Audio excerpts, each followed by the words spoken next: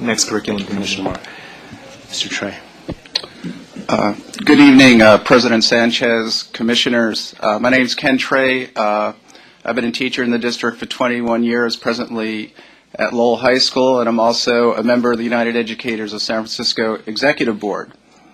Now, tonight, the next 6 speakers from the United Educators of San Francisco are going to be talking about a couple of thousand friends and colleagues of ours. Those are the paraprofessionals of the San Francisco Unified School District.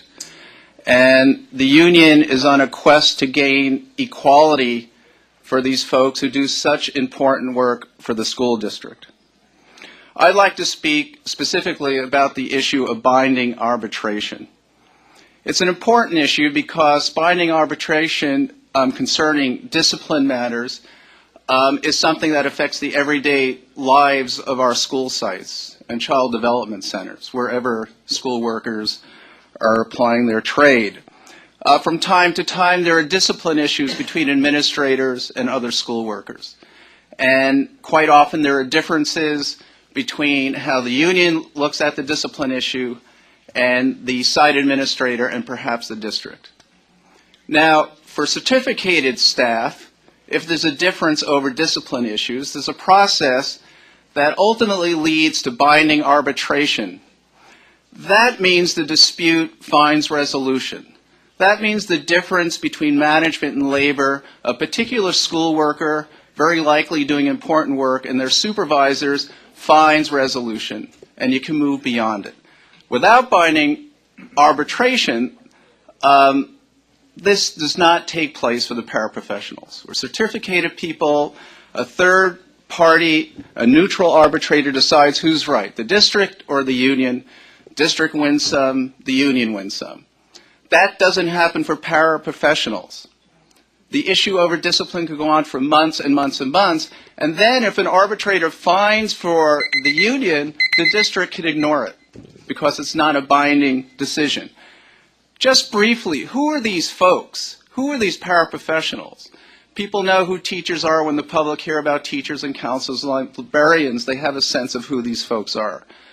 When I arrive at Lowell High School in the morning on cold, rainy mornings at Lowell with the fog, there's always security aides outside watching over the kids as they arrive at the school doors. Later on in the day, when I'm walking through the halls of Lowell High School, I'll go by a special ed class. And quite often, as my job as building rep, I might go in and have a chat with the teachers of the paraprofessionals. And there I'll see paraprofessionals working one-on-one or assisting the teachers in the such important, essential work of helping our children in the special ed program. Then I might walk past the resource center where students are studying and there are computers and there's another paraprofessional helping the students learn in those subject areas that they're having the most trouble with. These are the paraprofessionals. They're the classroom aides. They're the folks who make our schools safe. What we're asking for here is equality and fairness. Binding arbitration will help us get part of the way. Thank you. Thank you.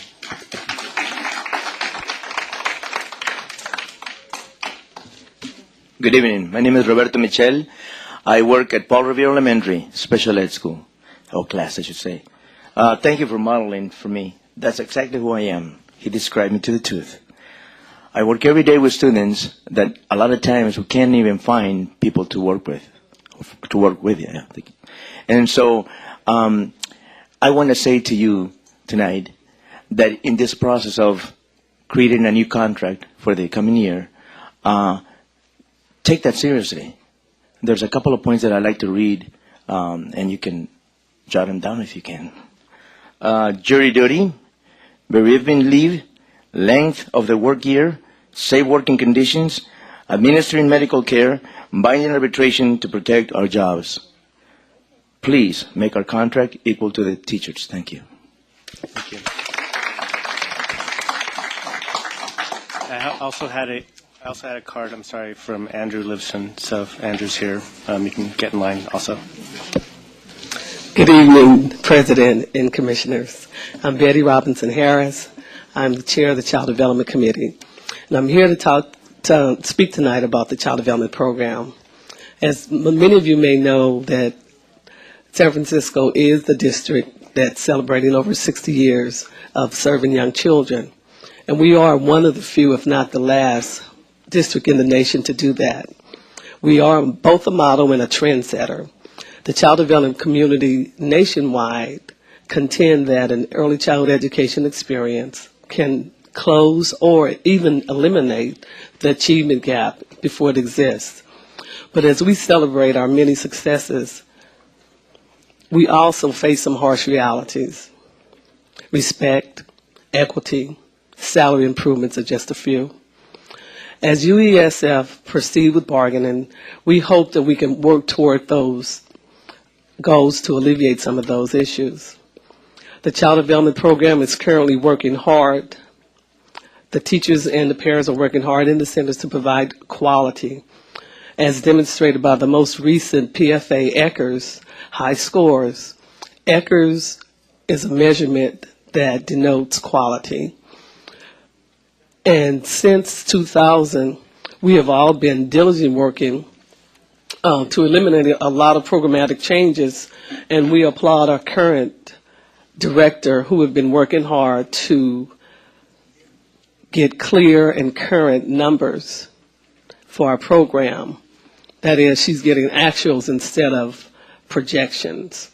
And at this point, we are requesting your support, and we're asking you to please examine all added, transferred expenditures and costs that are charged to our department.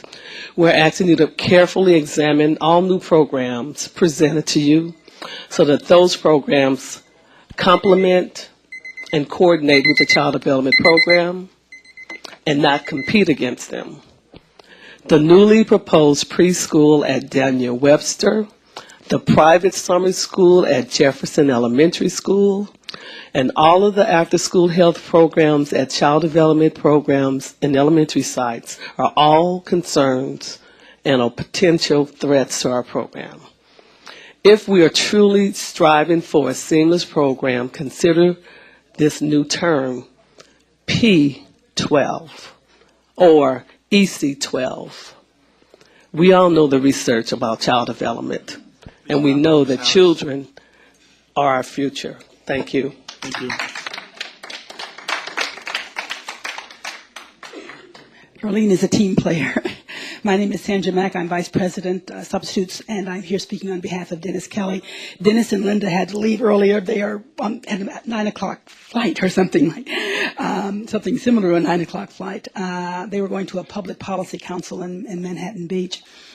Basically, let me tell you what Dennis would have said had he been here, which was that collective bargaining allows workers to have a source of a sense of respect and a measure of participation in our jobs and a method of addressing our economic needs. Steve Jobs was wrong. The unionization of teachers allows us with our paras to strengthen the professions and to improve the way we deal with and teach and accommodate the educational needs of students. Tonight, we were joined earlier by many who came out to let you know their support for their bargaining team, but time goes on and some of them have to be up in the morning doing things for classes. Members of the bargaining team have spoken to you tonight about the tenets of collective bargaining that we are attempting to achieve for our members, certificated and classified. And we're attempting to equalize contracts of teachers and paras. We're working on issues of respect, including salary. And we're working to clarify the contract to eliminate conflicts and clearly establish the rights and responsibilities of our members. Dennis did ask that I extend to you all, board members and all listeners, an invitation to a conference that the UESF is sponsoring. It's the Safe and Orderly Schools Conference held on March 10th at George Washington. You're all cordially invited. And more information is available on our website, which is uesf.org. Let me say as an aside, not for Dennis, but just for myself, that I'm very pleased to hear tonight from board members that when you put something at the top of your priorities, you will find the money.